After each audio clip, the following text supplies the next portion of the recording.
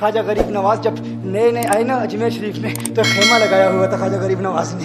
خیمے میں خواجہ غریب نواز عصر سے لے کر مغرب کے وقت تک روتے رہتے تھے. ایک نوجوان اجمیر سے باہر گیا ہوا تھا پڑھنے کے لیے, کچھ عرصے کے بعد واپس آیا اور اس خیمے کے قریب سے گزر ہوا اور گزرا تو رونے کی آواز آئی. فوراً دیکھتا ہے کہ خواجہ غریب نواز رو رہے ہیں, ابھی غیر مسلم ہے, اسلام قبول نہیں کیا. فوراً گھر جاتا ہے, ماں سے پوچھتا ہے, ماں یہ مسلمانوں کا گرو کیوں روتا ہے, مسلمانوں کا بابا کیوں روتا ہے؟ میں ہر روز گزرتا ہوں, عصر سے مغرب کے مابین جو وقت ہے یہ روتا ہے. ماں نے کہا جاؤ اس سے پوچھ لو کیوں روتا ہے. وہ نوجوان خواجہ غریب نواز کے خیمے کے اندر آیا, کہا بابا میں ہر روز یہاں سے گزرتا ہوں, آپ کے رونے کی آواز آتی ہے, بتائیے آپ کیوں روتے ہیں؟ کہا جاننا چاہتے ہو میں کیوں روتا ہوں؟ میں نے ایک مدت اپنے مرشد کے ساتھ گزاری ہے, مرشد کی خدمت میں گزاری ہے, مجھے اپنے پیر کی یاد رلاتی ہے, پیر کی یاد رلاتی ہے. میں عصر سے مغرب کے وقت تک اپنے مرشد کی یاد میں روتا رہتا ہوں. اس نوجوان نے کہا اچھا میں نے تو سنا تھا کہ انسان کو جب درد ہوتا ہے, تکلیف ہوتی ہے تو تکلیف انسان کو رلاتی ہے, آپ کو تو محبت ہے,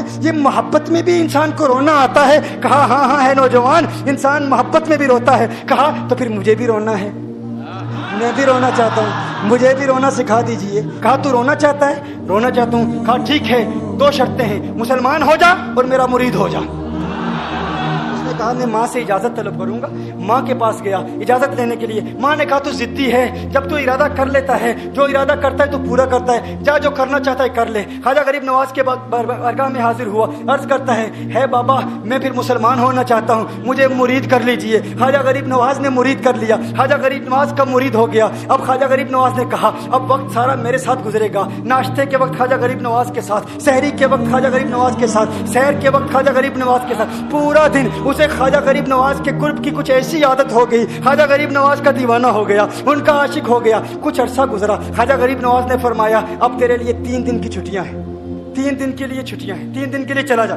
اس نے کہا مسئلہ ہی کوئی نہیں, ایشو ہی نہیں, پرابلم ہی نہیں, ٹھیک ہے 3 دن کے لیے چلا جاتا ہوں. اب جب 3 دن کے لیے گھر گیا, کہا 3 دن کے لیے تو اب مجھ سے ملاقات نہیں کر سکتا, مجھ سے ملنے کی اجازت نہیں ہے. اس نے کہا ٹھیک ہے نہیں ملوں گا. گھر گیا, پہلے دن جب گھر گیا یہ وہ نوجوان تھا جو 3 روٹیاں کھایا کرتا تھا, آج ایک لقمہ بھی نہیں کھا پایا, ایک لقمہ بھی نہیں کھا پایا. اسے کچھ ہو گیا, کہہ رہے مجھے کچھ ویکیوم سا محسوس ہو رہا ہے, کچھ دل میں کمی سی محسوس ہو رہی ہے. یوں وقت گزرتا گیا, رات کا وقت آیا, آنکھ نہ لگی, سو نہ پایا, مکان کی چھت پر چلا گیا. ماں نے دیکھا بیٹا چھت پر کیوں چلا گیا؟ ماں چھت پر جاتی ہے, بیٹے کیا ہوا؟ کہا پتہ نہیں ماں, پتہ نہیں ماں, میں تو فوراً سو جاتا تھا, آج نیند بھی نہیں آ رہی, آج کھانا بھی نہیں کھا پاتا. ماں تو چلی جا. ماں چلی جاتی ہے. یوں جب سحری کا وقت ہوتا ہے اس کی آنکھوں سے اشکوں کی برسات جاری ہوتی ہے, اس کی آنکھوں سے اشکوں کی برسات جاری ہوتی ہے. وہ رو رہا ہے, اس پر رکت تاری ہے. ماں آتی ہے, بیٹے کیا ہوا؟ کہا ماں مجھے پیار ہو گیا ہے, ماں مجھے محبت ہو گئی ہے, ماں مجھے عشق ہو گیا ہے.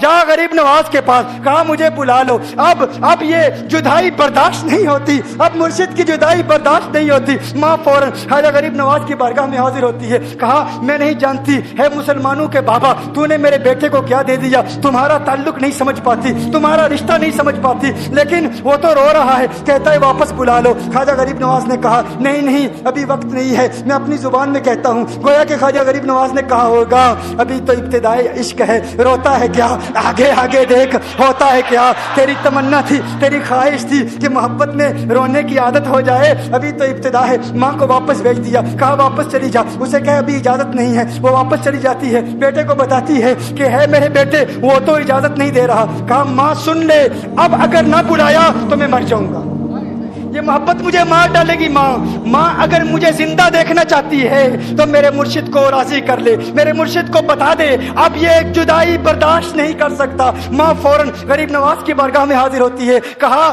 ہے غریب نواز کرم فرمائیے, مجھ ماں کی تمنا ہے, مجھ ماں کی آرزو ہے, وہ مر جائے گا. کہا ماں کی تمنا ہے, تیری بات مانتا ہوں, جا اسے واپس بھیج دے. وہ فوراً بھاگتا ہوا خواجہ غریب نواز کی بارگاہ میں حاضر ہوتا ہے. اس وقت خواجہ غریب نواز اپنے مریدوں کو درس دے رہے ہیں, ایک مجمع لگا ہوا ہے. وہ فوراً خواجہ غریب نواز کے دروازے پر کھڑا ہوتا ہے اور پھر مرید یہ منظر دیکھ رہے ہیں. خواجہ غریب نواز کو دیکھتا ہے, خواجہ غریب نواز اسے دیکھتے ہیں. وہ میں نے کہا تھا نا نگاہ مست ملائی تو میں پلا کے اٹھے, جہاں وہ بیٹھ گئے میں قدا بنا کے اٹھے. خواجہ غریب نواز نے اس کی آنکھوں سے آنکھیں ملائی اور پوچھا اب پتا چلا محبت میں رونا کیسے آتا ہے, اب پتا چلا. اس نے کہا ہے غریب نواز کرم فرمائیے. فوراً غریب نواز نواز کو پکارتا ہوا غریب نواز کے قدموں میں آ گرا، غریب نواز کے قدموں سے لپٹ گیا۔ اب مریدین اس منظر کو دیکھ رہے ہیں اور حیران ہو رہے ہیں کہ صرف وہ مرید ہی نہیں رو رہا، سارے مرید رو رہے ہیں، اس پیار کے رشتے کو دیکھ رہے ہیں۔ اور پھر ایک عجیب و غریب منظر،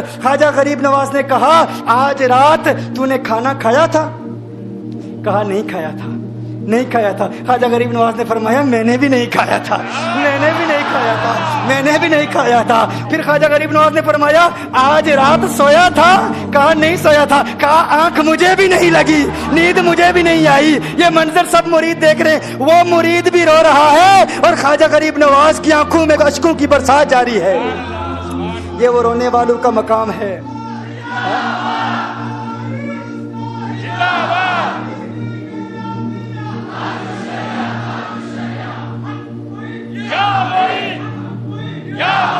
یہ ڈسکشن ہو رہی ہے پیر اور مرید کی، اور پھر یہ آنسو باتیں کر رہے ہیں۔ میری داستان حسرت وہ سنا سنا کے روئے، میری داستان حسرت وہ سنا سنا کے روئے، میرے آزمانے والے مجھے آزما کے روئے۔ کوئی ایسا اہل دل ہو کہ فسانہ محبت میں اسے سنا کے روؤں، وہ مجھے سنا کے روئے۔ میں اسے یہ رونے، اور ہم رونے پہ آ جائیں تو دریا ہی بہا دیں۔ یہ چشتیوں کا رونا ہے، ہم رونے پہ آ جائیں تو دریا ہی بہا دیں۔ شبنم کی طرح ہمیں رونا نہیں آتا۔